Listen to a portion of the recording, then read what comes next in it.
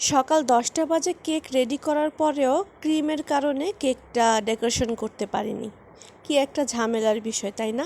Hi everyone, আসসালামু আলাইকুম, welcome to my channel.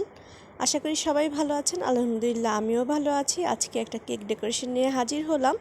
কেকটা ছিল চকলেট একটা কেক। আমার ছেলের জন্মদিনের সময় এই কেকটা আমি তৈরি করেছি। গরমের কারণে ক্রিম বিট হচ্ছিল না, তাই ক্রিম রেখে দিয়েছিলাম রাগ করে যে কেকই আজকে তৈরি করব না। তো তারপরে আবার কেক তৈরি করতে আসলাম।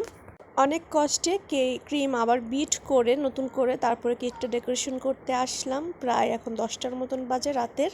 সকাল 10টা বাজে কেক রেডি করেছি, কিন্তু কেকটা তৈরি করতে আসছি রাতের 10টায়। ক্রিম শক্ত না হওয়ার কারণে ক্রিমটা আমার কেকে অনেক বেশি দিতে হয়েছে।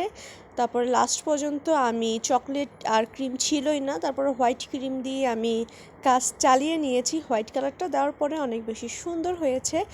আর আমি এই জায়গায় গানাশটা আগের দিনই তৈরি করে নিয়েছি, যেহেতু আমি পরের দিন 3টা কেক একসাথে রেডি করব, তো সেরকম সময় আমি পাবো না। তো সেই চিন্তা করে গানাশটা আমি আগের দিন রেডি করে রেখেছিলাম। তো এইভাবেই কেকটা আমার এটা তৈরি করা। ডিজাইনটা আমি অন্যভাবে ভেবে রেখেছিলাম, যেহেতু এখন আর একদমই হাতে ক্রিম ছিল না, খুব অল্প একটু ক্রিম ছিল। তো ভাবলাম হোয়াইট ক্রিম দিয়ে আজকে নিচের ডেকোরেশনটা করে ফেলি। সবসময় তো কেকের উপরে ডিজাইন করি, তাই ভাবলাম আজকে একটু অন্যভাবে ডেকোরেশন করি। কিন্তু আমি অন্যভাবে ডেকোরেশন ভেবে রেখেছিলাম, ক্রিমের কারণে আর ডেকোরেশনটা করা হয়নি। এবার যেন সব কিছু কেন যেন এলোমেলো হয়ে গিয়েছে।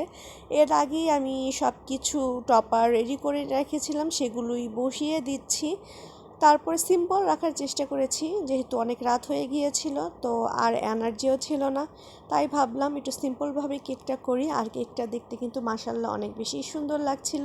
আজকের ভিডিওটা এই পর্যন্ত। আল্লাহ হাফেজ।